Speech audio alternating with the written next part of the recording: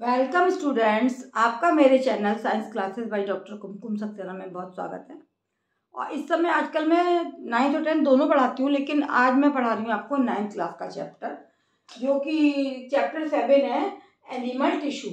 Animal tissue का पिछला मैंने काफ़ी पार्ट पढ़ा दिया है और आज मैं पढ़ाना चाहती हूँ आप लोगों को कंकालीय ऊतक। जैसा कि आपने ब्लड के बारे में पढ़ा, ब्लड की रचना पढ़ी है ना, और पेशियाँ पढ़ी बहुत सारी। अब आज मैं आपको बताऊंगी कि कंकाल क्या होता है। शरीर के अंदर जो हमारे ढांचा होता है, जिस पे हमारा शरीर रुका होता है, वो कहलाता है आपका कंकाल। आपने अगर कहीं चित्रों में देखा होगा तो कंकाल, मनुष्य का पूरा ढांचा जो है वो कंकाल की तरह ही होता है, जिस पर कि मांस और मांसपेशियां लगी होती हैं तथा उनमें हर अंग में ये सब चीज़ें, हड्डियां पाई जाती हैं, इनके ऊपर मांसपेशियां पाई जाती हैं तथा उसमें फिर तंतु पाए जाते हैं और ब्लड पाया जाता है। कंकाली ऊतक, जैसा आप जानते हैं कि ये मानव शरीर का क्या बनाते हैं, अंतःकंकाल बनाते हैं और शरीर को एक ढांचा या आकृति प्रदान करते हैं। यदि कंकाल ना हो तो मनुष्य क्या कहलाएगा, मांस का लोथड़ा जो खड़ा ही नहीं हो पाएगा।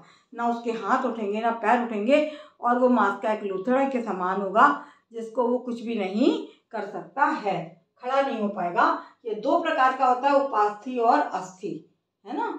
दो कार्टिलेज और बोन सी टाइप के होते हैं। उपास्थि क्या है, ये कौन से ऊतक है, जो निम्न कशेरुकी प्राणी जो होते हैं, निम्न कशेरुकी का क्या मतलब है, जो निम्न वर्टिब्रास होते हैं उनका, जैसे आपका मछली है या सांप है या पिजन वगैरह, इनका निम्न कशेरुकी का मुख्य कंकाल है तथा उच्च कशेरुकी प्राणियों का ये भ्रूणीय ऊतक कहलाता है। इसको क्या कहते हैं, उच्च कशेरुकी का उपास्थि क्या है, भ्रूणीय ऊतक का, जो कि भ्रूण से ही पाया जाता है।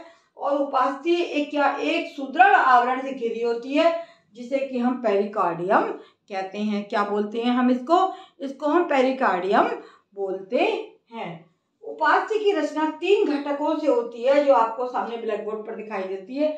एक आधार द्रव होता है जिसमें कॉन्ड्रिक नामक प्रोटीन पाई जाती है, जो कॉन्ड्रिक नामक प्रोटीन से बना होता है और जिसमें श्वेत कोलेजन तंतु तथा पीले लचीले तंतु पाए जाते हैं। ये मैं आपको पढ़ा रही हूँ उपास्थि की रचना की। आधार द्रव जो है वो क्या होता है, कॉर्डिन नामक प्रोटीन से बना होगा और जिसमें श्वेत कोलेजन तंतु तथा पीले लचीले तंतु पाए जाते हैं।